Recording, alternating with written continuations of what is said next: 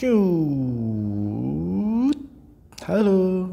Assalamualaikum warahmatullahi wabarakatuh teman-teman. Jumpa lagi dengan 02 Tom. Kali ini gue pengen sharing aja tentang gimana caranya sih manasin motor yang bagus gitu, dan persiapan apa aja sebelum kita riding. Yuk ikuti. Ciao.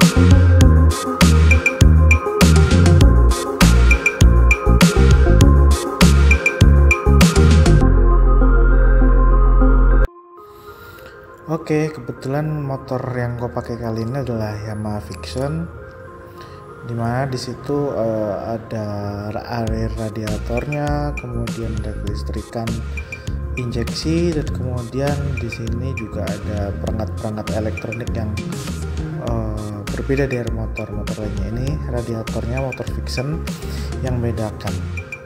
Nah, kemudian ini juga kapasitas olinya kebetulan 1 liter ya teman-teman.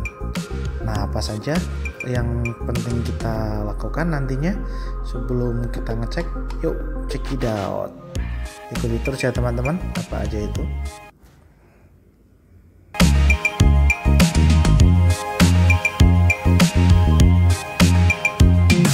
Oke, yang pertama cek air radiator atau cek water coolant. Nah, ini penting banget teman-teman. Nah, kebetulan kan motor ini motor Vixion, sama halnya dengan motor-motor keluaran baru yang menggunakan sistem pendingin cair tentunya. Pendingin cair itu bisa disebut dengan sistem radiator pendinginnya. Nah, dibutuhkan adalah water coolant. Nah, ini tempatnya nih. Nah, gimana sih cara ngeceknya pagi-pagi itu sebelum manasin, itu penting banget. Nah, caranya adalah teman-teman sebelum kontak on ini buka dulu nih, kita cek kapasitasnya dulu.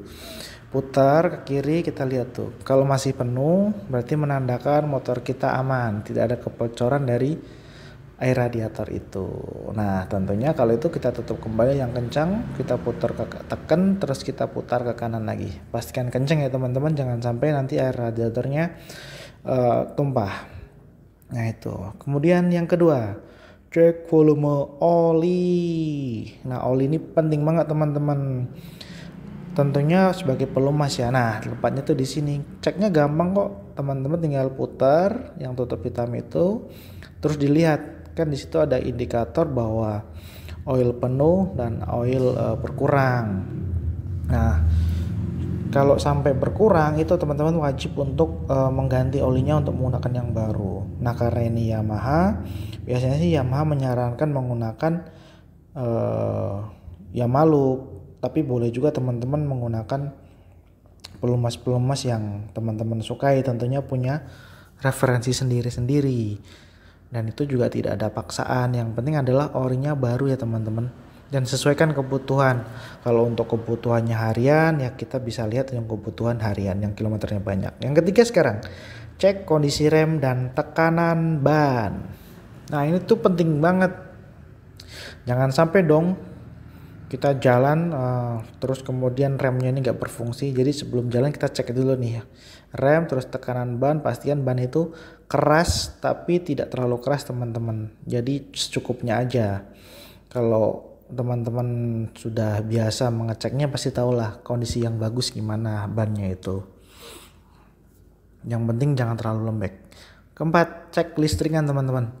Nah, kelistrikan ini meliputi nanti ada indikator dan kelengkapan lainnya ya. Kita cek tadi. Nah, setelah kita cek dari ban, kita kontak on dulu teman-teman. Kita siapkan kontaknya, kita masukkan di situ.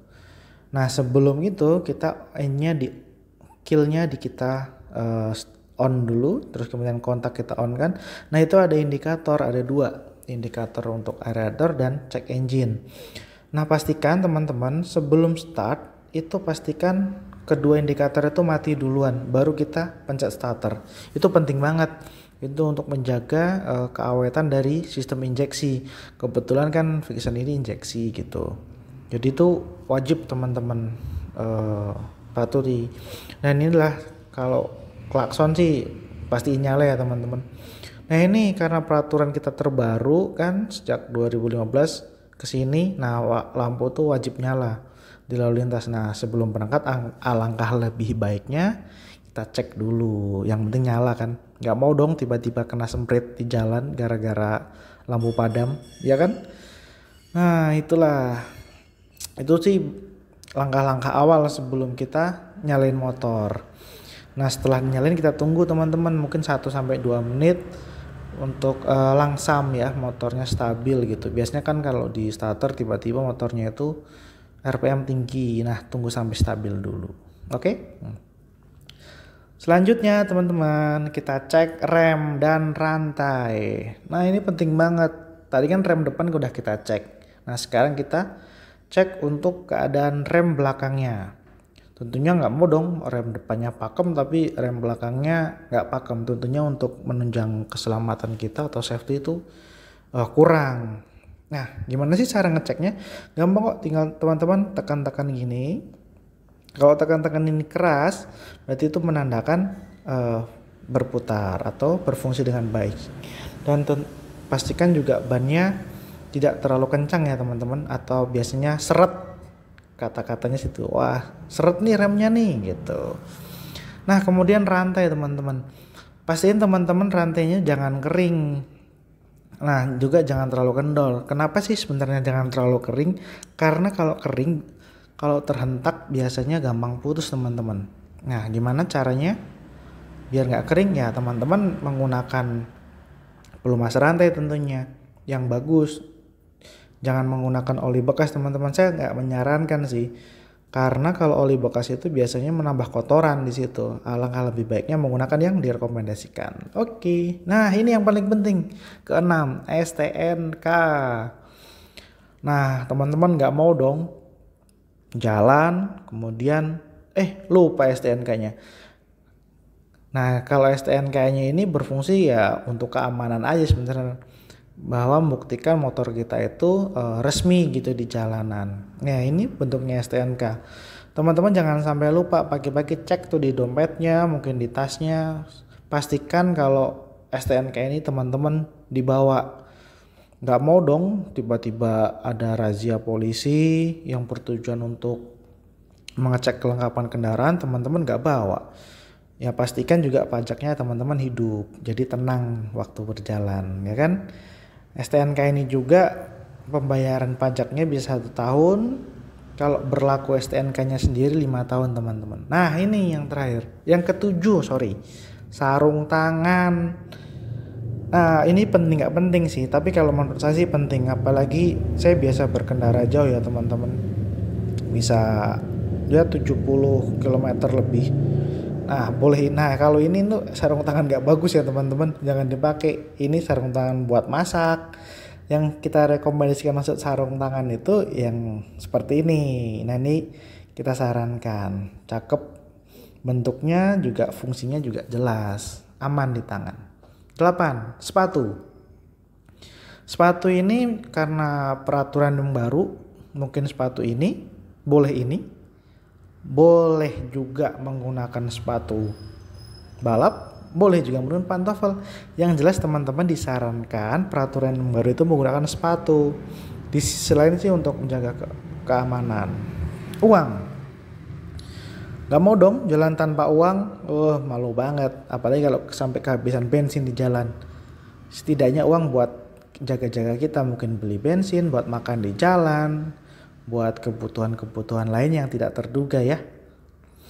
Nah ATM, nah ini teman-teman kalau tadi uang ada terus kemudian ATM, itu sih saran saya sih bawa ATM. Setidaknya kalau memang uang cash habis, ada cadangan di ATM kita. Entah abang apapun, bebas teman-teman memilih sesuai dengan keinginan teman-teman masing-masing.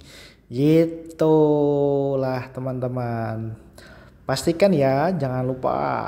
Nah, oke, jadi kita setelah tadi persiapan, aman deh, kita siap-siap jalan teman-teman. tenang, hati kita safety, yang penting bismillah. Dan teman-teman kalau suka video jangan lupa subscribe. Yang paling penting adalah teman-teman jangan lupa sholat 5 waktu.